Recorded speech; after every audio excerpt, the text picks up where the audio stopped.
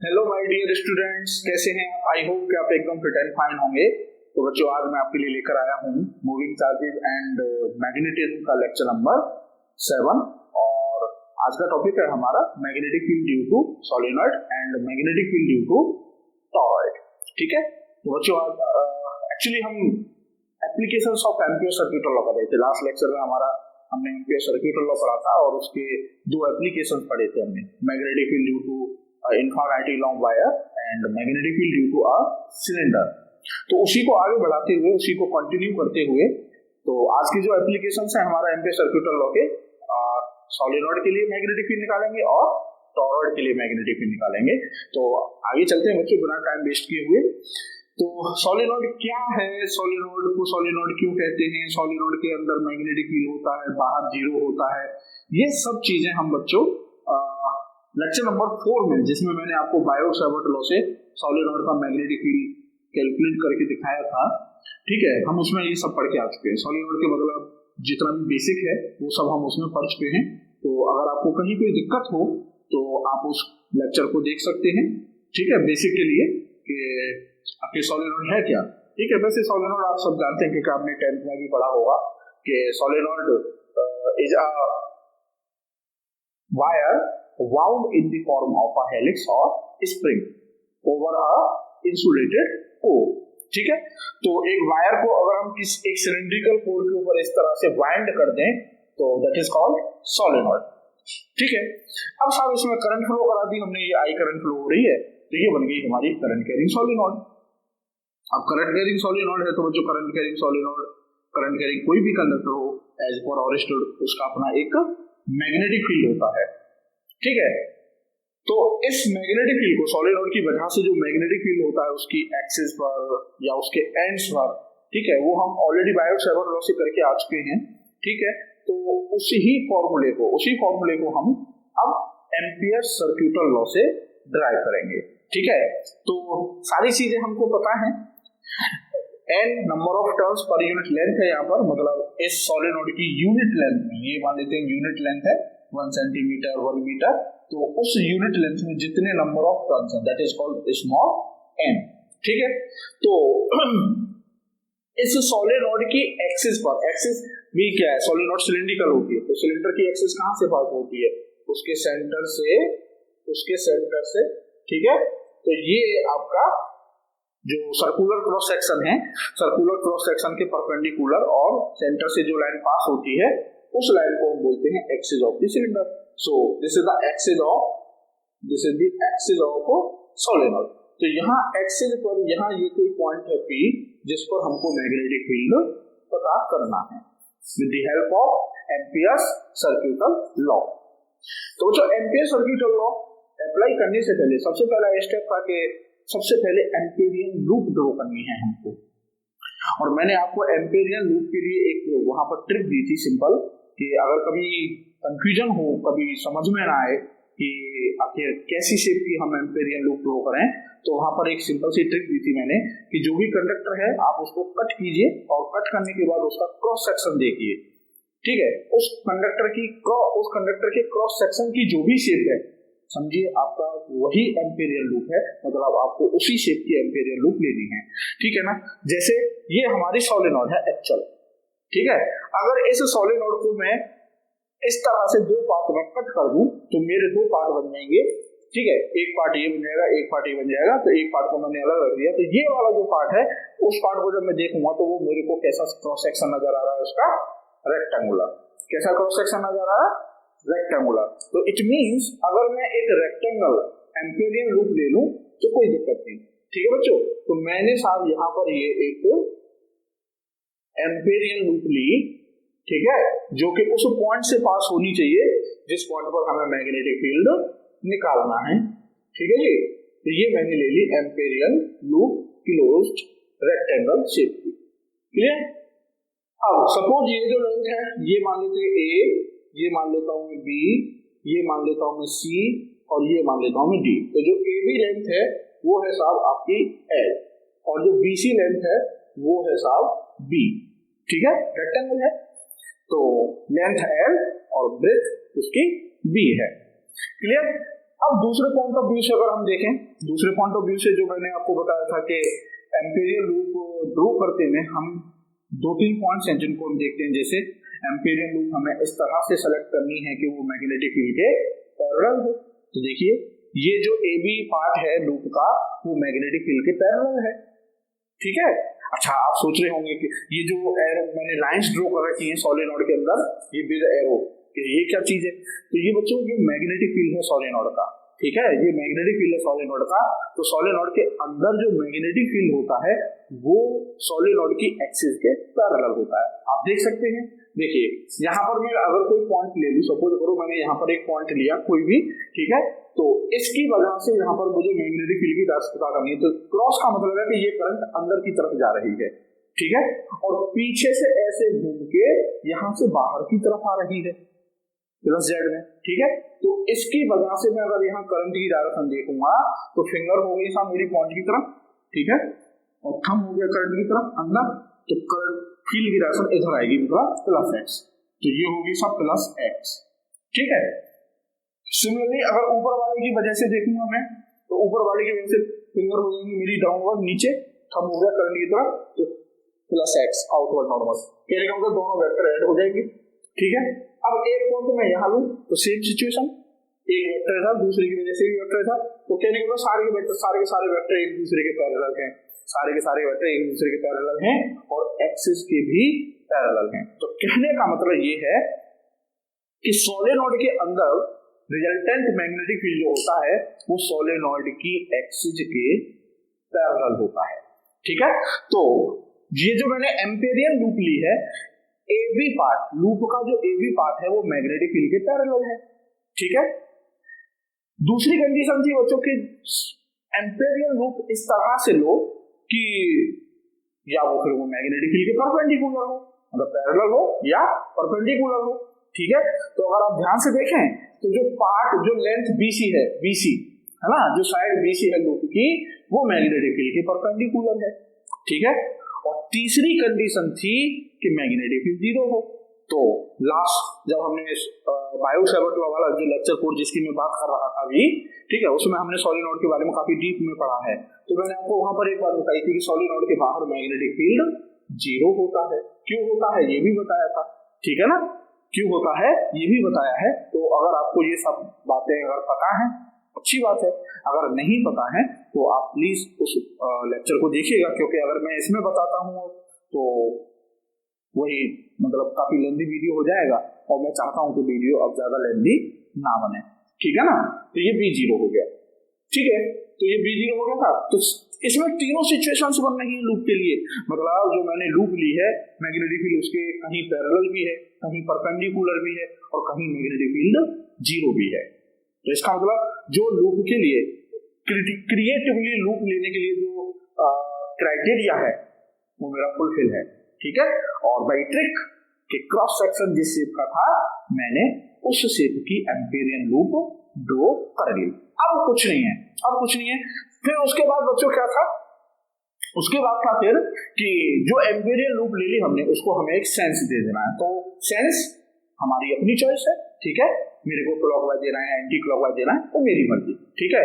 तो सपोज कीजिए कि मैं अगर सेंस एंटी क्लॉकवाइज दे देता हूं, दिस इज द सेंस, ठीक है, ये मैंने लूप को क्या दे दिया, सेंस दे दिया साहब, ठीक है। तो अब जो भी मैंने सेंस दिया है उस सेंस के हिसाब से फिर मेरे को पॉजिटिव और नेगेटिव डायरेक्शन डिसाइड करनी है by applying right hand thumb rule, ठीक है। तो राइट हैंड थंब रूल क्या था, राइट हैंड थंब रूल था कि जो राइट हैंड पाम है उसको एम्पेरियल लूप की प्लेन के परपेंडिकुलर रखिए और फिंगर्स जो मैंने सेंस लिया है क्लॉकवाइज एंटी क्लॉकवाइज उस सेंस की डायरेक्शन में फिंगर्स को बंद कीजिए। तो मैंने सेंस लिया है एंटी क्लॉकवाइज, तो मैंने एंटी क्लॉकवाइज डायरेक्शन में इस तरह से फिंगर्स को बंद किया, तो थंब मेरा बाहर की तरफ आ रहा है और बाहर की तरफ आ रहा है, तो थंब जिस डायरेक्शन में आ रहा हो वो मेरे लिए प्लस जेड है, ठीक है। इत्तेफाक से यहाँ जो प्लस जेड है वही मेरे लिए प्लस जेड है, समझ रहे हो, ठीक है, क्योंकि थंब मेरा प्लस जेड नहीं आ रहा, तो इसका मतलब यहाँ प्लस जेड ही मेरे लिए प्लस जेड है और माइनस जेड डायरेक्शन ही मेरे लिए माइनस जेड डायरेक्शन है। ये प्लस थंब ये जो सेंस देते थे हम, ये सेंस क्यों देते थे? सेंस मैं आपको फिर रिपीट कर रहा हूँ, सेंस देते थे हम दो चीजों के लिए। पहला, करंट पॉजिटिव होगी या नेगेटिव ये पता करने के लिए, ठीक है, करंट कब पॉजिटिव होगी और कब नेगेटिव ये पता करने के लिए। और दूसरा जो रीजन था वो था कि हमको डीएल को डायरेक्शन देनी होती है, क्योंकि डीएल को हम वेक्टर मानते हैं, डीएल को हम वेक्टर मानते हैं मैग्नेटिज्म, तो उसे भी हमें एक डायरेक्शन देनी है। तो sense gives the direction of DL, मतलब हमने सेंस देके समझिए कि हमने डीएल को डायरेक्शन असाइन कर दी कि भाई हमारे डीएल की डायरेक्शन ये है, ठीक है साहब। बस अब कुछ नहीं है, अब आपको एम्पियर सर्किटल लॉ अप्लाई कर देना है। तो अप्लाई एम्पियर्स सर्किटल लॉ, ठीक है साहब। तो एम्पियर सर्किटल लॉ अप्लाई करेंगे तो integration, closed integration over a length B dot DL, integration B dot DL equal to होता था आपका म्यू नॉट आई इन, ठीक है साहब। अब देखिए ये जो इंटीग्रेशन बी डॉट डीएल है, ये पूरी लेंथ, लूप की जो लेंथ है उस पूरी लेंथ के ऊपर इंटीग्रेशन होना है बच्चे, है ना। तो कहने का मतलब इस इंटीग्रेशन को हम पार्ट्स में ब्रेक करेंगे। तो कैसे ब्रेक करेंगे? Integration B dot DL is equal to integration, अब हमको ए से बी जाना है तो ए टू बी और बी डॉट डीएल, ठीक है साहब, प्लस पूरी लूप कवर करनी है मतलब। फिर हम गए बी से सी, तो integration B to C B dot DL plus, फिर साहब हम गए सी टू डी, तो integration C to D integration B dot DL, फिर वापस D to A plus integration D to A और बी डॉट डी एल, ठीक है, कंप्लीट लूप हमारी कंप्लीट हो गई। A to B, B to C, C to D, D to A, whole length हमारी cover हो गई। अब देखिए साहब, अगर आप बच्चों ध्यान से देखें तो बी से सी के लिए, बी टू सी के लिए देखिए, बी और सी में डीएल और बी, भाई अगर मैं यहाँ पर एक डीएल लेता हूं तो डीएल हो गया मेरा किधर, क्लॉक, मैंने सेंस कैसे लिया है, एंटी क्लॉकवाइज, तो इसका मतलब यहाँ से ऐसे चल रहा होगा, फिर ऐसे ऐसे यूं, यही तो सेंस। तो ये हो गया मेरा डीएल, ठीक है। और मैग्नेटिक फील्ड की तरह मेरा this is the magnetic field, ठीक है, ये मेरा बी है। तो कहने का मतलब दोनों 90 डिग्री पर हो गए, 90 डिग्री पर हो गए। तो बी डॉट डीएल जब मैं लिखूंगा तो बी डॉट डीएल हो जाएगा मेरा B D L cos theta, theta 90, cos 90 की वैल्यू 0। इसका मतलब यहाँ पर थीटा 90 होगा, इट मींस ये वाला जो पार्ट है ये 0 हो जाएगा, समझ रहे हैं, ठीक है। अब आ जाएंगे सी टू डी, तो सी टू डी वाला जो पार्ट है वहां तो मैग्नेटिक फील्ड भी 0 है क्योंकि वो आउटसाइड द सॉलिनॉइड है।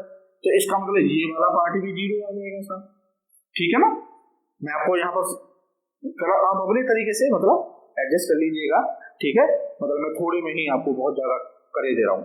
आप चाहें तो इनको अलग अलग शो कर सकते हैं कि भाई B to C is equal to 0 since theta is equal to 90 degree, similarly C2D is equal to 0 since B equal to 0। तो आप इसको अलग अलग लिख सकते हैं, ठीक है ना, और लिखना चाहिए क्योंकि मैं तो आपको बस एक तरह से नोट्स बना रहा हूँ, ठीक है, मतलब आपको समझ में आना चाहिए कि आखिर ये डेरिवेशन है क्या। उसके बाद अगर आप देखें A to D D to A, तो D2A जो है पार्ट है वो भी मैग्नेटिक फील्ड के परपेंडिकुलर है। कहने का मतलब BDL, B और DL के बीच यहाँ पर भी एंगल थीटा क्या होगा, 90 डिग्री होगा। तो अल्टीमेटली मतलब ये भी 0 हो गया। तो कहने का मतलब 3 पार्ट तो 0 ही हो गए, तो केवल कौन सा वाला बचा, A डॉट B वाला, ठीक है। तो यहाँ पर लिखेंगे हम इंटीग्रेशन A to B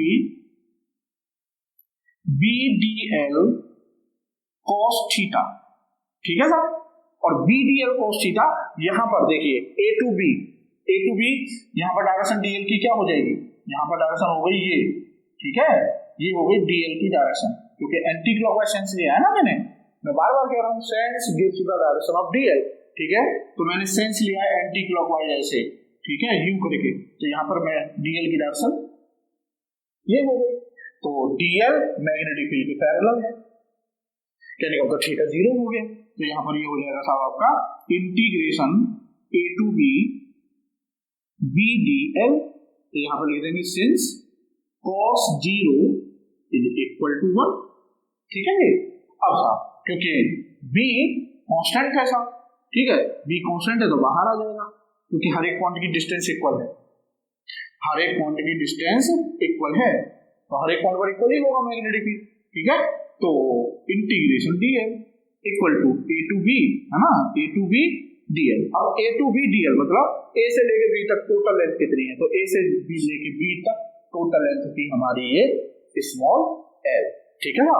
तो ये हो गया था b इंटू l, क्लियर।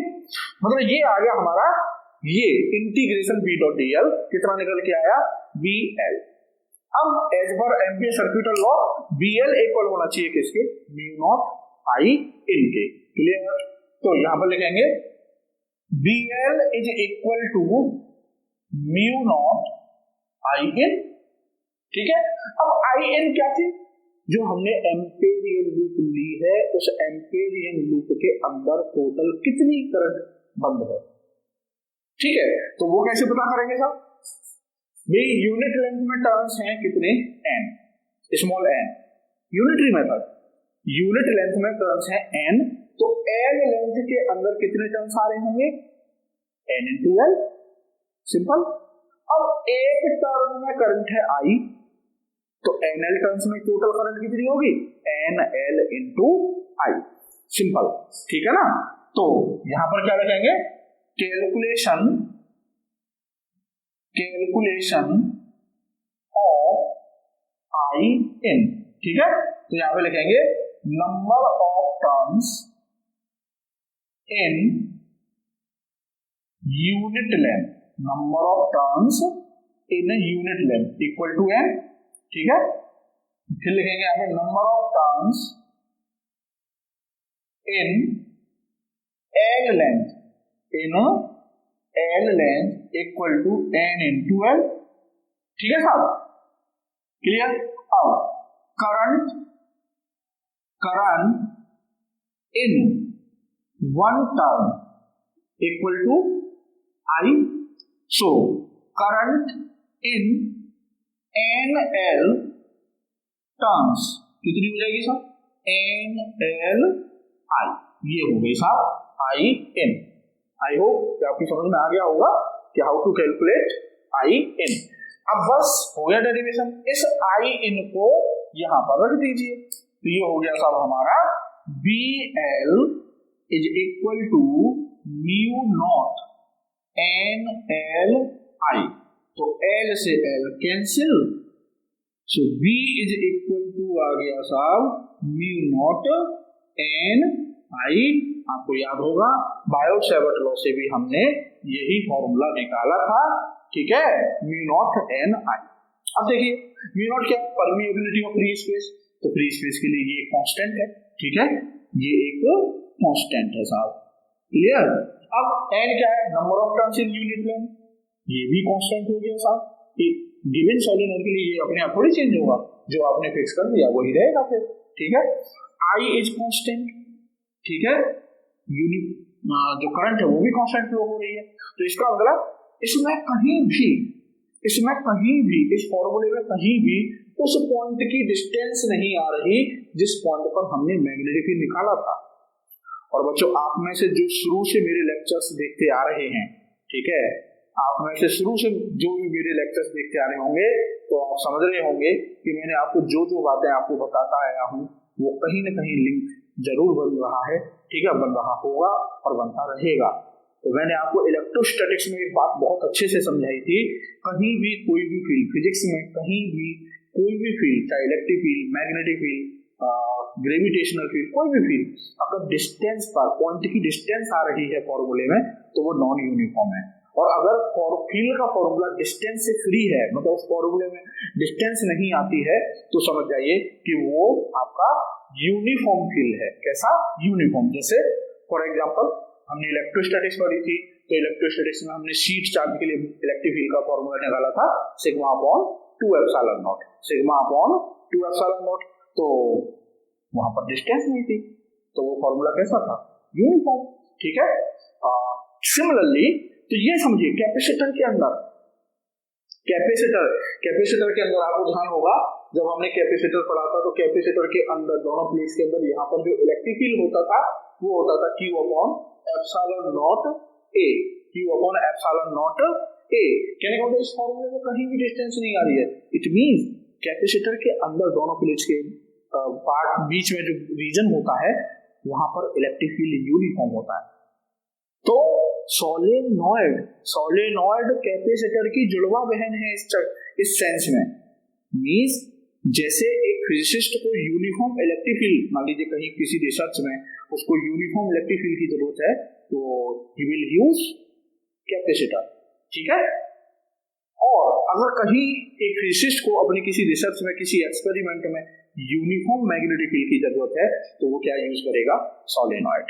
तो जिस तरह से कैपेसिटर यूनिफॉर्म इलेक्ट्रिक फील्ड देता है हमें, वैसे ही सोलेनॉइड हमको यूनिफॉर्म मैग्नेटिक फील्ड देती है। ठीक है, तो दिस फील्ड यहां पर लिखेंगे हम, आप नोट कर लें, this magnetic field is free from distance of the point. So magnetic field inside the solenoid is uniform. Clear? तो सोलेनॉइड के अंदर जो मैग्नेटिक फील्ड होता है बच्चों वो कैसा होता है, यूनिफॉर्म होता है। ठीक है बच्चों, अच्छा अब सब आगे बढ़ते हैं, एक और चीज देखते हैं। ठीक है, देखिए बच्चों ये हमने जो फॉर्मूला अभी तक ड्राइव किया है,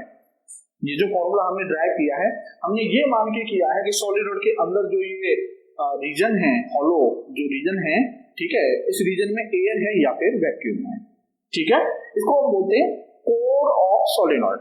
ये वर्ड आपको समझ में आना चाहिए, क्योंकि कई बार क्या होता है ना कि जब सवाल हम पढ़ते हैं, सवाल में कुछ अजीब से वर्ड्स आने लगते हैं, तो वो सवाल हमको आते हुए भी ऐसा लगता है अरे यार ये क्या बोल रहा है। ठीक है, तो जिस सिलेंडर के ऊपर हमने उस वायर को वाइंड किया था वो एक्चुअली में हॉलो सिलेंडर था। ठीक है, तो उस हॉलो सिलेंडर के अंदर जो हॉलो पार्ट है, जो हॉलो रीजन है, that region is called core of cylinder, core of solenoid. तो ये जो रीजन है यहाँ पर ये कोर ऑफ सोलेनॉइड है। ठीक है, और अभी यहाँ पर हमने क्या माना है, एयर है या फिर वैक्यूम है। तो ये फॉर्मूला है, तब आपका ये फॉर्मूला है म्यू नॉट NI, क्योंकि म्यू नॉट किसकी प्रॉपर्टी है, परमिएबिलिटी ऑफ फ्री स्पेस और परमिएबिलिटी ऑफ एयर। ठीक है, तो म्यू नॉट आ रहा है फॉर्मूले में, तो इट मीन हमने या तो एयर को माना या वैक्यूम को माना, एक ही बात होती है। अब वो कह रहा है कि अगर इस सोलेनॉइड के अंदर सपोज करो हम एक आयरन रॉड रख दें, क्या रख दें, एक आयरन रॉड, यहां पर हमने एक आयरन रॉड रख दी साहब। ठीक है, then what will be the effect of this iron rod on the magnetic field. तो मैं आपको देखो एक बेसिक सी बात बता दे रहा हूं, आप बहुत बेसिक सी, इलेक्ट्रिक फील्ड और मैग्नेटिक मतलब इलेक्ट्रोमैग्नेटिक फिनोमेना, मतलब इलेक्ट्रिक फील्ड से रिलेटेड फिनोमेना या मैग्नेटिक फील्ड से रिलेटेड फिनोमेना जो होती है ना, वो मीडियम डिपेंडेंट होती है। हमने इलेक्ट्रोस्टैटिक्स पढ़ी ही है, तो इलेक्ट्रोस्टैटिक्स में देखा होगा कि मीडियम, दो चार्जेस के बीच में जो मीडियम है बहुत ही इंपोर्टेंट रोल प्ले करता है। ठीक है, ये मीडियम होगा तो ये होगा, ये मीडियम होगा तो ये हो जाएगा, ये मीडियम होगा तो ये हो जाएगा। अलग अलग मीडियम की अलग अलग इफेक्ट्स थे, है ना। सिमिलरली मैग्नेटिक फिनोमेना जितनी भी होती है वो मीडियम डिपेंडेंट होती है।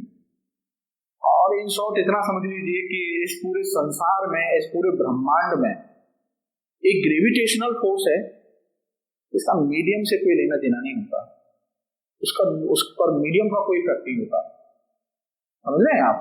ठीक है, तो कहने का मतलब मीडियम इलेक्ट्रोमैग्नेटिक फिनोमेना में दो चार्जेस, दो मैग्नेट्स, दो करंट्स के बीच में क्या मीडियम है, ये बहुत इंपॉर्टेंट बात है। ठीक है, तो कहने का मतलब मैंने मीडियम चेंज कर दिया सोलेनॉइड में, एयर से मैंने रिप्लेस करके क्या कर दिया, आयरन रॉड रख दी। तो ये आपने कर लिया होगा, मैं इसको रख कर देता हूं।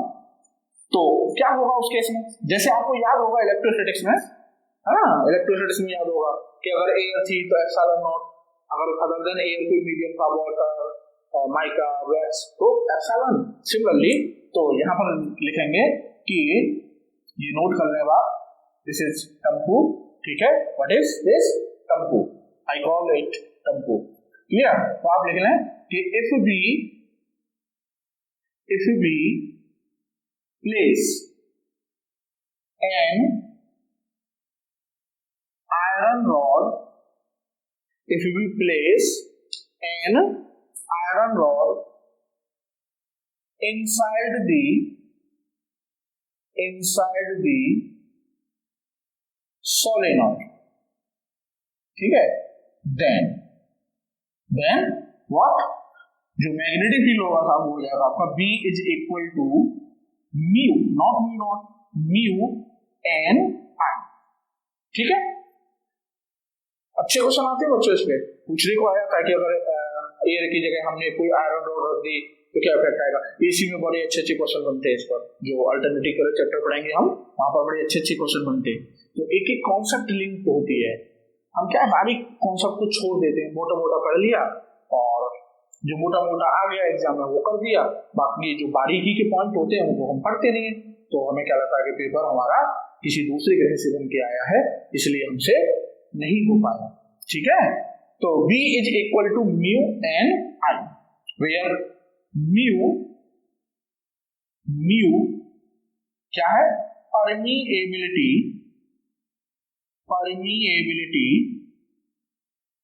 Of the medium. हमने आयरन रॉड रखी है, कोई भी मीडियम हो सकता है, तो हम जनरल बात कर रहे हैं। ठीक है, आयरन रॉड है तो परमीएबिलिटी ऑफ आयरन, मान लीजिए आयरन की जगह कुछ और होता तो परमीएबिलिटी ऑफ दैट। ठीक है, तो अब आपने वहां याद होगा रिलेटिव परमिटिविटी क्या होती थी, एप्सिलॉन अपॉन एप्सिलॉन नॉट। किसी भी मीडियम की परमिटिविटी को वैक्यूम की परमिटिविटी से डिवाइड कर दें तो हमें जो रिजल्ट मिलेगा रिलेटिव परमिटिविटी। सिमिलरली अगर हम किसी भी मीडियम की परमिएबिलिटी को वैक्यूम फ्री स्पेस की परमिएबिलिटी से डिवाइड कर दें तो हमें क्या मिलेगा बच्चों, रिलेटिव परमिएबिलिटी। ठीक है, इट मींस यहां से देखिए बड़ा इंपॉर्टेंट पॉइंट है, रिलेटिव परमिएबिलिटी क्या है, mu upon mu naught, permeability of medium upon permeability of free space. ठीक है, अब साहब इट मींस यहां से म्यू की वैल्यू हो जाएगी mu R into mu naught. ठीक है साहब, तो इसका मतलब ये हुआ कि ये जो म्यू है यहाँ पर, इस म्यू की जगह पर मैं क्या लिख सकता हूँ, mu R into mu naught. तो ये हो जाएगा साहब B is equal to mu R into mu naught. इस म्यू की जगह पर मैंने लिख दिया mu R into mu naught और एन आई। ठीक है, एन आई। ठीक है, तो अब साहब देखो म्यू नॉट एन आई क्या है साहब, म्यू नॉट एन आई हमारा बी एयर। ठीक है, और ये क्या है बी एम, मतलब एम फॉर मीडियम। तो B M is equal to mu R times of B air. कहने का मतलब जो मैग्नेटिक फील्ड था एयर में जो भी था वो अब म्यू आर टाइम्स हो जाएगा, म्यू आर टाइम्स। तो जैसे जो आयरन होता है, आयरन की परमिएबिलिटी बहुत ज्यादा होती है, आयरन की परमिएबिलिटी बहुत ज्यादा होती है। ठीक है, तो जैसे 500, 1000। ठीक, तो अगर मान लो मैंने यहाँ पर कोई ऐसा मटेरियल रख दिया जिसकी परमिएबिलिटी 500 है, तो जो मैग्नेटिक फील्ड है वो 500 टाइम्स ज्यादा हो जाएगा पहले से, मतलब जो एयर में था उसका 500 टाइम्स ज्यादा हो जाएगा। मैग्नेटिक फील्ड मींस डिजास्टरली इंक्रीज होगा, बहुत बहुत ज्यादा मैग्नेटिक फील्ड हो जाएगा। क्लियर, तो पूरी फिजिक्स एक जैसी होती है, पूरी फिजिक्स देख रहे हैं ना, जैसे हम वहां कहते थे कैपेसिटर है, कैपेसिटर के अंदर हम कोई डाइलेक्ट्रिक मीडियम रख दें तो क्या होगा, तो साहब अगर हम किसी कैपेसिटर के अंदर डाइलेक्ट्रिक रख देंगे तो इलेक्ट्रिक फील्ड डिक्रीज हो जाएगा। सारी चीजें सेम हैं, और सिर्फ इतना है कि वहां डाइलेक्ट्रिक रखने पर इलेक्ट्रिक फील्ड डिक्रीज हो रहा था और यहाँ पर मीडियम रखने पर मैग्नेटिक फील्ड इंक्रीज हो रहा है। भावना वही है, ठीक है, मींस पैटर्न वही है। क्लियर है?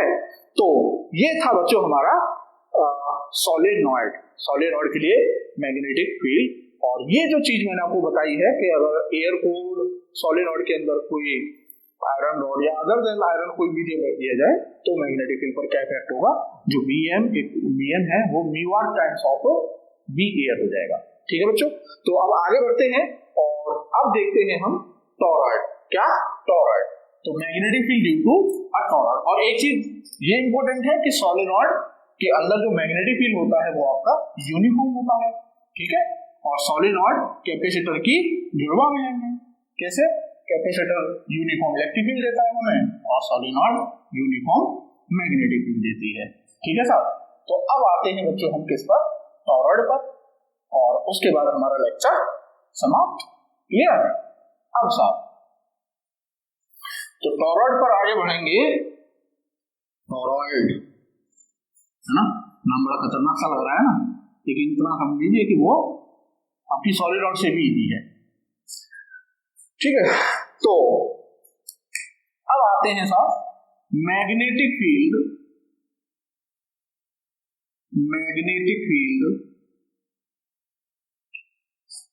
Due to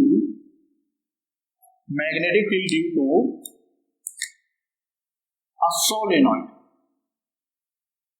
magnetic field due to a sorry solenoid तो होगी, अरे तब तक कितने बार होगी भाई? Toroid. Magnetic field due to a toroid. ठीक है, तो अब बात आती है साहब कि टॉरॉइड क्या है? तो टॉरॉइड कोई नई चीज नहीं है बच्चों, सॉलिनॉइड थी हमारी। ठीक है, ये थी हमारी सॉलिनॉइड। जल्दी जल्दी बना देता हूं मैं, वैसे भी मेरी ड्राइंग तो ज्यादा अच्छी है ही नहीं, भावनाओं को समझें। ठीक है, ये है सॉलिनॉइड। अगर इस सॉलिनॉइड को मैं सर्कुलर फॉर्म में बेंड कर दूं, मतलब ये सॉलिनॉइड है सपोज, ठीक है, ये सॉलिनॉइड है और इस सॉलिनॉइड को मैंने बेंड करके circular shape they the, it becomes torrid. तो टॉरॉइड क्या है साहब? अ solenoid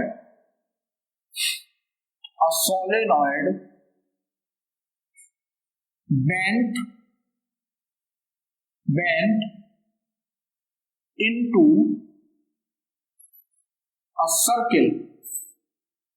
A solenoid bent into a circle is called toroid. ठीक है, ये हो गई साहब हमारी टॉरॉइड। सॉलिनॉइड को भी अगर सर्किल की फॉर्म में बेंट कर दिया जाए तो वो टॉरॉइड है। ठीक है, तो देखिए साहब, अब इसको हटा देते हैं।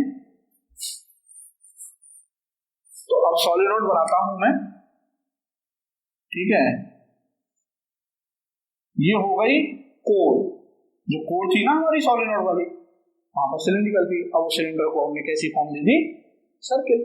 ठीक है, ये हो गए साहब हमारे एंड्स। ठीक है, तो अब यहां से ऐसे ऐसे ऐसे,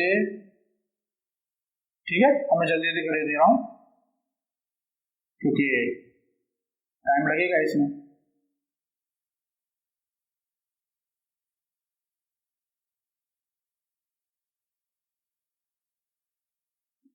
क्लियर?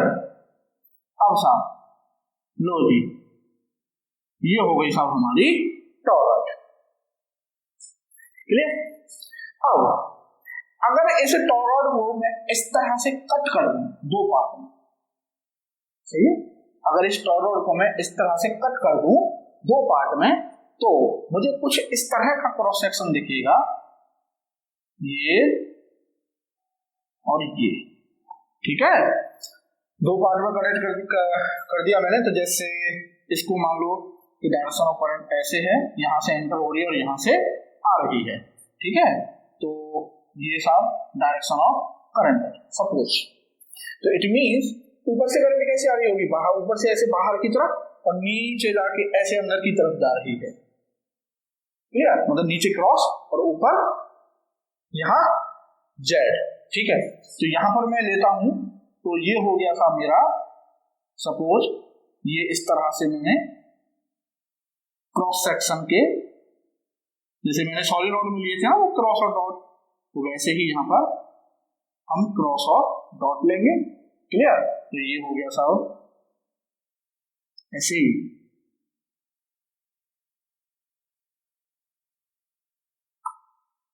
ठीक है। ये हो गया साहब सॉलिनॉइड का क्रॉस सेक्शन, ठीक है। तो ऊपर यहां से डॉट, तो यहाँ डॉट है तो ये डॉट हो गए साहब, इस तरह से डॉट, ठीक है। और ये सब हो गए साहब हमारे क्रॉस, मतलब यहाँ पर करंट बोर्ड के अंदर जा रही है, ठीक है। अब जरा क्रॉस सेक्शन देखिए आप सॉलिनॉइड का, कि सॉलिनॉइड का क्रॉस सेक्शन कैसा है, ठीक है। सॉलिनॉइड का क्रॉस सेक्शन कैसा है, तो सॉलिनॉइड का क्रॉस सेक्शन है सर्कुलर, ठीक है। तो देखो थोड़ा क्रिएटिव सोचो, जो सॉलिनॉइड थी स्ट्रेट सिलेंडर, और उसके अंदर जो फील्ड लाइंस थी वो उसकी एक्सिस के पैरेलल थी। अब जस्ट इमेजिन सॉलिनॉइड को धीरे धीरे धीरे धीरे एकदम स्लो मोशन में और धीरे धीरे धीरे धीरे धीरे उसको बेंड कर दो, तो उसके साथ साथ फील्ड लाइंस भी क्या हो रही होंगी, बेंड हो रही होंगी। तो जब आप पूरी तरह से ऐसे सर्किल की फॉर्म में बेंड कर दोगे, तो जो मैग्नेटिक फील्ड लाइंस पहले स्ट्रेट पैरेलल थी वो सब कैसी हो जाएंगी, सर्कुलर, ठीक है। तो कहने का मतलब यहाँ पर अंदर जो फील्ड लाइंस होंगी वो कैसी हो जाएंगी, सर्कुलर। उसके बाद क्रॉस सेक्शन कैसा है, क्रॉस सेक्शन है मेरा सर्कुलर, इसका मतलब मुझे जो एम्पेरियन लूप लेनी है वो कैसी लेनी है, सर्कुलर, ठीक है। तो ये साहब मैंने एम्पेरियन लूप ले ली, क्लियर, ये मैंने ले ली एम्पेरियन लूप, ठीक है। अब इसमें पॉइंट लेते हैं बच्चों, पहले आप अलग अलग पॉइंट्स लेते हैं, कि जैसे हम वो होता था ना स्फीयर वाला, कि भाई एक पॉइंट हमारा बाहर है, सरफेस पर है, इनसाइड है, तो तीन अलग अलग पॉइंट पर हम इलेक्ट्रिक फील्ड निकालते थे। तो यहाँ पर तीन अलग अलग रीजन्स में, अलग अलग रीजन में हम पॉइंट लेंगे और पता करेंगे कि कौन से पॉइंट पर कितना मैग्नेटिक फील्ड है। तो सबसे पहले केस फर्स्ट, केस फर्स्ट है साहब हमारा when point is, when point is in the region, is in the region is in the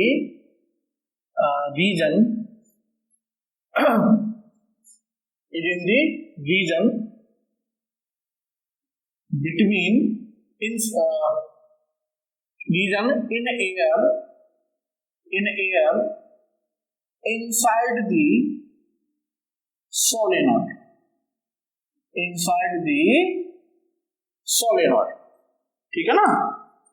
क्या है, when point is in the region inside the solenoid, clear, open space interior to the toroid, when point is in open space, when point is in open space interior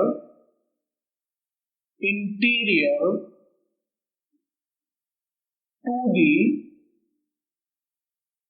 toroid, clear, ये है heading. मतलब जो point है हमारा वो open space में है, open space मतलब यहाँ पर है, और सॉलिनॉइड के इंटीरियर मतलब अंदर वाला, क्योंकि ओपन स्पेस ये भी है खाली जगह है ना, ये भी खाली जगह है, मतलब यहाँ कुछ नहीं है, क्लियर। तो एक ओपन स्पेस ये है, एक ओपन स्पेस ये है, तो this open space is inside the toroid, this open space is outside the toroid, और and this is inside the toroid. ये जो रीजन है इसको हम बोलेंगे इनसाइड द टॉरॉइड, टॉरॉइड के अंदर की बात चलेगी अब, ठीक है। तो पॉइंट साहब हमारा यहाँ कहीं है, ठीक है, ये पॉइंट है हमारा सपोज P, और इस पॉइंट पर हमको मैग्नेटिक फील्ड निकालना है। तो क्रॉस सेक्शन कैसा है, सर्कुलर, तो मैंने साहब एम्पेरियन लूप ले ली, कैसी, सर्कुलर, और इसकी रेडियस मान ली मैंने suppose r। Clear, simple. Apply Ampere's circuital law. तो integration b dot dl is equal to mu naught I in, ज्यादा कुछ करने की जरूरत है ही नहीं, क्योंकि आई इन लूप के अंदर कोई करंट नहीं है। आप देखिए जरा, ये हमारी लूप है, तो लूप के अंदर कोई करंट नहीं, जितनी भी करंट है वो सब लूप के बाहर है। तो here I in is equal to 0। So integration b dot dl is equal to 0। ठीक है, अब इसको अगर हम करें तो b dl cos 0, ठीक है, इक्वल टू 0। क्लियर, cos 0 मतलब मैंने सेंस जो है मैग्नेटिक फील्ड की डायरेक्शन में ही ले लिया। ठीक है, उससे कोई फर्क नहीं पड़ता क्योंकि 0 ही आना है ये। तो यहाँ से cos 0 की वैल्यू 1, b को मैं बाहर ले लूंगा, तो ये हो जाएगा integration dl equal to 0। Integration dl का मतलब लूप की टोटल लेंथ। ठीक है, तो मतलब ये हो जाएगा, सपोज लूप की टोटल लेंथ है l, तो equal to 0, that means b is equal to 0। Clear, मतलब मैंने इतना लंबा खींच ही दिया है। बाकी यहाँ पर आई इन 0 हो गई थी, तो दिस सोर्स की जो मैग्नेटिक फील्ड है वो 0 आएगा। जैसे वहाँ गॉस लॉ इन इलेक्ट्रोस्टैटिक्स में q इन 0 होता था, तो डेफिनेटली फ्लक्स 0 होगा। फ्लक्स 0 का मतलब इलेक्ट्रिक फील्ड 0 आएगा। क्लियर, तो b इज इक्वल टू 0 कहने का मतलब टॉरॉइड के इस रीजन में यहाँ पर कोई मैग्नेटिक फील्ड नहीं होगा, मैग्नेटिक फील्ड आपका क्या होना है, 0। क्लियर, अब साहब अब आते हैं हम for points in the open space, for points in the open space to the open space. अरे ये माइक कहाँ जा रहा है, अभी कहाँ जा रहा है माइक, चलो यहाँ लग जाए चुपचाप। ठीक है, अब साहब b इज इक्वल टू 0। अब साहब when point is in open space exterior, अब आ जाएगा यहाँ पर exterior to the toroid. Clear, तो ये कर लिया होगा, मैं इसको रख कर देता हूं। ठीक है, आप कर लीजिए आराम से, कर लिया। चलो अब साहब, अब जो पॉइंट है वो एक्सटीरियर मतलब यहाँ कहीं है, ये पॉइंट है साहब हमारा P। ठीक है, तो यहाँ देखेंगे तो सपोज यहाँ है वो पॉइंट P। क्लियर, तो मैंने क्या किया साहब, सबसे पहले मैंने एक सर्कुलर एम्पेरियन लूप ले ली। ठीक है, अब साहब अप्लाई एम्पेयर सर्क्यूटल लॉ, तो अप्लाई सर्क्यूटल लॉ, तो b dot dl is equal to mu naught I in. ठीक है, अब सेंस दे दो साहब इसे, तो मैंने सेंस दे दिया इसको क्या, चलो एंटी क्लॉकवाइज दे देता हूं। क्लियर, चलो क्लॉकवाइज दे दो, आसानी हो जाएगी आपके लिए क्योंकि मुझे पता है। ठीक है ना, बाकी आप ऐसा ना सोचो कि अपनी मर्जी से जो तो आपको अच्छा लगे, जो अच्छा लगे आपको लग रहा है मैं तो एंटी क्लॉकवाइज दूंगा, आराम से दे दो, कोई दिक्कत नहीं। ठीक है, क्लॉकवाइज सेंस दे दिया सामने। क्लॉकवाइज सेंस देने के हिसाब से क्लॉकवाइज अगर मैं सेंस देता हूं तो जो माइनस जेड है वो प्लस जेड बन गई सामने दे दिए, माइनस जेड क्या बन गई, प्लस जेड। ठीक है ना, तो here minus Z becomes plus Z and plus Z becomes minus Z. Clear, अब देखिए सर, तो इंटीग्रेशन b डॉट dl, देखिए सेम सिचुएशन बनने वाली है, म्यू नॉट आई इन। आई इन का मतलब होता है लूप के अंदर टोटल करंट। तो देखो अब इस वाली लूप के अंदर ये वाली करंट्स भी आ रही हैं, ये वाली करंट्स भी आ रही है। देखिए भाई ये लूप है तो दोनों करंट लूप के अंदर ही तो आ रही है, तो एक करंट क्रॉस है, एक करंट डॉट है ना, तो क्रॉस वाली किधर है, प्लस जेड में। ठीक है, प्लस जेड में ये प्लस होगी तो प्लस आई। ठीक है, और जो डॉट वाली करंट है वो कौन सी डायरेक्शन में है, माइनस जेड। ठीक है, एज पर माई सेंस। ठीक है, क्योंकि प्लस जेड माइनस जेड बनेगी ना मेरे लिए, तो डॉट जो है माइनस जेड में मतलब माइनस आई, तो यहाँ पर सब ये हो जाएगी माइनस आई। क्लियर, मतलब ये वो वाली बात हो गई कि एक डाइपोल रखा हुआ है क्लोज सरफेस के अंदर, तो टोटल फ्लक्स कितना होगा, तो जितना पॉजिटिव उतना ही नेगेटिव है, टोटल फ्लक्स जीरो ही होगा। तो वही चीज तो हुई, जितनी पॉजिटिव करंट है उतनी ही नेगेटिव करंट है, ठीक है। तो I plus I minus I zero, so this implies कि जो मैग्नेटिक फील्ड है वो जीरो होगा sir. Clear? It means toroid के बाहर यहां पर भी मैग्नेटिक फील्ड क्या होगा, जीरो। क्लियर? अब बचा कौन सा रीजन बच्चों, ये वाला रीजन बचा को अंदर वाला कोर जिसे हम बोलते हैं। तो अब हमको यहाँ पर मैग्नेटिक फील्ड पता करना है, कहाँ, यहाँ कोई पॉइंट है हमारा ये P और हमको इस पर मैग्नेटिक फील्ड पता करना है। तो अब है सब हमारा for points inside the torrid, ठीक है। तो अब केस थर्ड, ये बच्चों दो केस हो गए थे ना, तो अब है हमारा केस थर्ड जो मोस्टली आपको बुक्स में दिया हुआ है और मोस्टली जो आप करते हैं, आपको स्कूल्स में भी यही बताया हुआ आपके स्कूल में। तो when point is inside the toroid, ठीक है, when point is inside the toroid। तो सबसे बड़ा काम तो वही है हमारा कि सबसे पहले हमको एम्पेरियन लूप ड्रॉ करनी है, ठीक है। तो पहले मैग्नेटिक फील्ड की डायरेक्शन पता कर लेते हैं। तो मैग्नेटिक फील्ड की डायरेक्शन क्या होगी, देखो इस पॉइंट पर अगर मैं मैग्नेटिक फील्ड निकालूं तो प्लस की वजह से इधर और माइनस की वजह से इधर, चलिए समझ गया ना। तो ये प्लस है ना, कोई भी एक प्लस ले लो, तो प्लस की तरफ मतलब करंट की तरफ प्लस की तरफ थंब हो गया, पॉइंट की तरफ फिंगर हो गई, तो इधर आएगा मैग्नेटिक फील्ड। तो कहने का जो मैग्नेटिक फील्ड लाइंस है वो हमारी कैसी है, इस तरह से एंटी क्लॉकवाइज। जितनी भी फील्ड लाइंस होंगी वो कॉन्सेंट्रिक सर्किल होंगी, कैसे, एंटी क्लॉकवाइज, ठीक है। अच्छा, एम्पेरियन, यही हमारी क्या हो गई, एम्पेरियन लूप। उसी को एम्पेरियन लूप मतलब सर्किलिंग तो नहीं है मेरे को, एम्पेरियन लूप ले ली साहब। तो ये हो गई साहब मेरी एम्पेरियन लूप, ठीक है। वही सेंस रहने दो, तो एंटी क्लॉकवाइज सेंस हो गया। तो एंटी क्लॉकवाइज सेंस के अकॉर्डिंग जो प्लस जेड है वही प्लस जेड होगी और जो माइनस जेड है वही माइनस जेड होगी।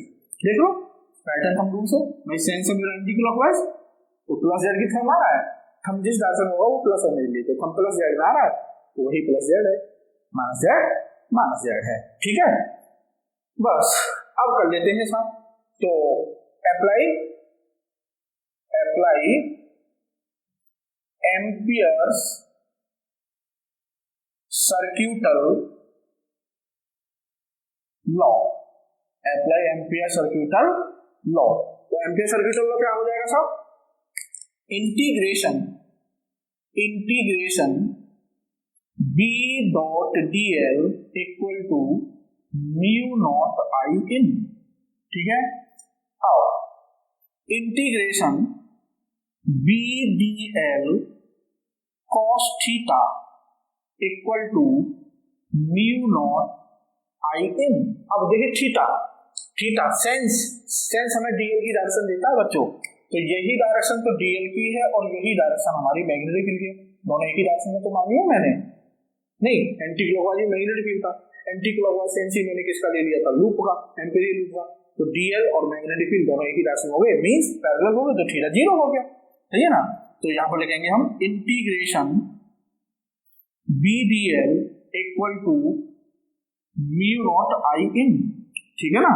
तो बी क्योंकि हर एक पॉइंट सर्किल है तो हर एक पॉइंट इक्वल डिस्टेंस पर है सेंटर से, यहां से, ठीक है, हर एक पॉइंट इक्वल डिस्टेंस पर है, तो हर एक पॉइंट पर जो मैग्नेटिक फील्ड है वो सेम ही होगा, तो बी बाहर आ जाएगा और इंटीग्रेशन डीएल इक्वल टू, अब आती है बात आई इन की। तो आई इन कैसे निकालेंगे भाई, इसमें टोटल नंबर ऑफ टर्न्स हैं सॉलिनॉइड में कितने, n, ठीक है। आप यहां पे लिख लीजिए total number of turns in toroid is equal to capital N, ठीक है। और टोटल टर्न्स अंदर आ रहे हैं लूप के, देख लीजिए भाई ये लूप है हमारी एम्पेरियन लूप और इसके अंदर सारे के सारे टर्न आ रहे हैं, तो एक टर्न में करंट है आई, एक टर्न में करंट है आई, तो टोटल n टर्न अंदर आ रहे हैं, तो एक टर्न में करंट आई है तो n टर्न्स में कितनी हो जाएगी, n इंटू आई। तो आई इन हो गया हमारा n आई, ठीक है, n आई, क्लियर। अब साहब इंटीग्रेशन डीएल का मतलब जो भी हमारी एम्पेरियन लूप है उसकी टोटल लेंथ, तो एम्पेरियन लूप है बच्चों हमारे यहाँ पर सर्कुलर, तो सर्किल की जो सरकमफेरेंस है वो 2 पाई आर, तो b into 2 pi r equal to mu naught N I. तो यहां से b की वैल्यू आ जाएगी mu naught N I upon 2 pi r. लो जी, ये आ गया साहब हमारा सोलेनॉइड की वजह से मैग्नेटिक फील्ड का फॉर्मूला, क्लियर। अब साहब अब देखो बस थोड़ी सी बात और है और उसके बाद हम लेक्चर को समापन देने वाले हैं। एक छोटा सा सवाल और करवा के जाऊंगा टॉरॉइड का, बस क्लियर। अब देखिए साहब, तो B is equal to mu naught N I upon 2 pi R, ये आया formula, B is equal to mu naught N I upon 2 pi R. अब देखिए R is variable and B is inversely proportional to R, है ना। अभी अभी मैं बात कर रहा था, किसी भी कॉन्फ़िगरेशन का फील्ड, किसी भी चार्ज का, किसी भी करंट कैरिंग कंडक्टर का, ठीक है, फील्ड अगर डिस्टेंस पर डिपेंड कर रहा है, समझ जाइए वो नॉन यूनिफॉर्म मैग्नेटिक फील्ड है। तो सॉलिनॉइड की वजह से जो मैग्नेटिक फील्ड प्रोड्यूस होगा बच्चों, वो non uniform magnetic field produce होगा, क्लियर, पते की बात है, ठीक है। तो यहां पर लिखेंगे as B depends on R, so magnetic field due to a toroid, magnetic field due to a toroid is non-uniform, and field physics, भाई ये मैंने पॉइंट यहां पर लिया है तो ये R है ये वाली, ठीक है। अगर मैं इस पॉइंट को यहां ले लेता तो बड़ा सर्किल हो जाता, बड़ी एम्पेरियन लूप हो जाती, मतलब R और ज्यादा हो जाती। अगर मैं यहां लूंगा यहाँ, ठीक है, तो सर्किल और छोटा हो जाएगा, मतलब R और कम हो जाएगी, तो अलग अलग पॉइंट पर अलग अलग मैग्नेटिक फील्ड आएगा ना। तो मैग्नेटिक फील्ड वेरी कर रहा है, it means magnetic field non uniform है। अब साहब सोलेनॉइड में क्या है, देखिए मैं दोबारा यहाँ पर सोलेनॉइड बनाता हूँ जल्दी जल्दी। ये सॉरी सोलेनॉइड, यार मेरे बार बार मुझे सोलेनॉइड निकल रहा है ना। अगर कहीं पर मैंने टॉरॉइड में सोलेनॉइड बोला हो तो प्लीज इग्नोर और उसको आप टॉरॉइड समझें, क्योंकि सोलेनॉइड 2 बार पढ़ा दिया है ना, एक बार जब तो सोलेनॉइड मतलब कितना जुबान पे बार बार आ रहा है। तो अगर मैंने टॉरॉइड पढ़ाते समय कहीं सोलेनॉइड बोला है तो प्लीज इग्नोर, तो सोलेनॉइड को रिप्लेस कर दीजिए आप टॉरॉइड से, ठीक है। तो ये टॉरॉइड है, ठीक है। अब देखो टॉरॉइड में 2 रेडियस हैं, ये R1 मतलब इसको हम बोलते हैं इंटीरियर रेडियस, और ये है आपकी R2 मतलब एक्सटीरियर रेडियस, ठीक है। Interior radius, exterior radius. So this R is taken as the average arithmetic mean of these 2 radius, सही है। तो this R यहाँ पर लिखें R is average of interior and exterior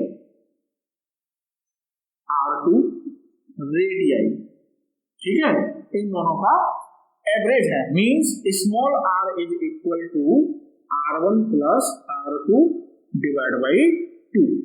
तो ये पॉइंट बहुत इंपॉर्टेंट है बच्चों, मतलब दिस इज माय टर्म 2, आप इसको टर्म 2 के तौर पर नोट करें कि कई बार सवाल में क्या होगा कि वो आपको डायरेक्ट R नहीं देगा, mu naught N I upon 2 pi R, वो R नहीं देगा, ठीक है। और वो आपको क्या देगा कि भाई एक टॉरॉइड है और उस टॉरॉइड की इंटीरियर रेडियस इतनी है, एक्सटीरियर रेडियस इतनी है, तो बताओ कि कितना मैग्नेटिक फील्ड होगा टॉरॉइड के अंदर। तो आप R1 और R2 दोनों का एवरेज लें और R उन दोनों का जो एवरेज आएगा वो R हो जाएगा आपका, ठीक है ना। तो ये हो गया होगा, ठीक है। चलिए मैं इसको कर देता हूँ, कर दूं, चलिए। अब साहब अब देखिए यहाँ से नॉन यूनिफॉर्म मैग्नेटिक फील्ड हो गया। अब एक चीज और नोट कर लीजिए कि आपको कई जगह कई बुक्स में आपको एज ए जैसे सॉलिनॉइड का हमने फॉर्मूला लिखा ना म्यू नॉट एन आई, ये उस फॉर्म में दिया, उस फॉर्म में भी दिया होता है कई बुक्स में। तो वो कैसे दिया होता है, वही ये क्या है टोटल नंबर ऑफ टर्न्स, और 2 पाई आर क्या है total length of the toroid, है ना। तो म्यू नॉट इसको हम ऐसे लिखें n upon 2 pi r, clear, और इनटू आई, क्लियर।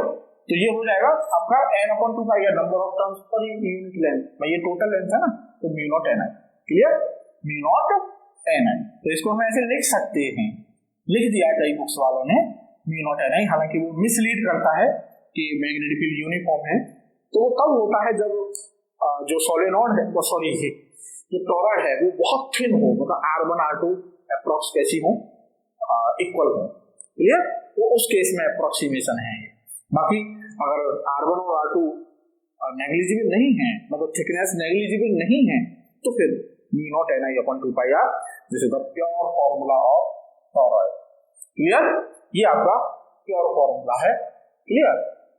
अब साहब एक सवाल लेता हूं बच्चों में, और उस सवाल को बस फॉर्मूला बेस्ड सवाल है, इसी कॉन्सेप्ट पर बेस्ड है ये, जो ये मैंने आपको बताया है मीन रेडियस वाला, और लेक्चर को समाप्त करते हैं। तो सवाल क्या है, ये कह रहा है कि a toroid has a core of inner radius, a toroid has a core of inner radius। तो inner radius देखिए कितनी, inner radius 20 सेंटीमीटर, मतलब R1 is equal to 20 centimetre, ठीक है ना, and outer radius 22 centimetre, R2 है साहब आपका 22 centimetre, clear, around which 4200 turns, मतलब नंबर ऑफ टर्न्स है साहब आपके 4200, ठीक है, of a wire are wound if the current in the wire is 10 ampere. तो आई है कितनी, 10 ampere, clear. What is the magnetic field inside the core of toroid, outside the toroid, in the empty space surrounded by the toroid. वही 3 case जो आपको भी बताए थे, ठीक है। तो वो तो आप जान गए, यहाँ पर B0 होगा, ठीक है, और यहाँ पर B0 होगा।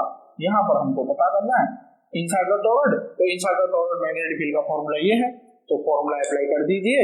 तो B is equal to mu naught N I upon 2 pi R, ठीक है, यहाँ पर ही लगा देता हूँ मैं direct, B is equal to mu naught N I upon 2 pi are. तो देखिए म्यू नॉट की वैल्यू रखेंगे 4 pi into 10 to the power -7, number of turns हमको गिवन है 4200, ठीक है, इनटू आई हमको गिवन है 10 एम्पियर, ठीक, अपॉन 2 पाई।